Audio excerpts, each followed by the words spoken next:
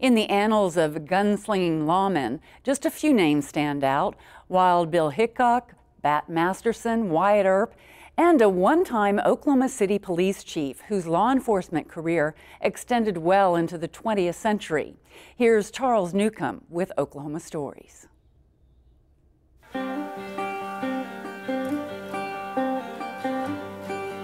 President Teddy Roosevelt said this man would charge hell with a bucket. Fellow lawman Bat Masterson called him the greatest of us all.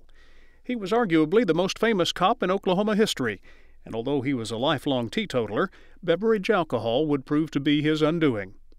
Bill Tilghman was born at Fort Dodge, Iowa on Independence Day, 1854. He grew up in Kansas, left home at 15 to seek his fortune, and honed his shooting skills, killing buffalo, 12,000 of them in 5 years. His aversion to strong drink didn't prevent his selling it. He opened a saloon in Dodge City in 1875, and 3 years later his friend Bat Masterson deputized him. Tilghman took up residence in Guthrie in 1889 and was appointed a deputy U.S. Marshal. With fellow lawmen Heck Thomas and Chris Madsen, Tilghman helped to eliminate many of the worst criminals of the late 19th century, including the notorious Wild Bunch. He retired from federal law enforcement in 1910, but put on another badge in 1911, that of police chief in Oklahoma City.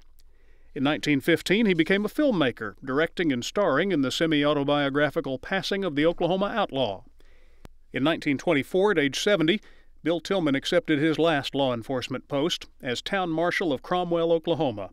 He served less than a year before being gunned down by a fellow named Wiley Lynn, with whom he had had a number of previous run-ins. Wiley Lynn was a prohibition agent. He was also drunk at the time of the killing. Lynn was acquitted at trial when several witnesses either didn't show up or developed amnesia, and he went back to work for the Prohibition Bureau. And the town of Cromwell was burned to the ground a month after Tilghman's murder, most likely by friends of the marshal.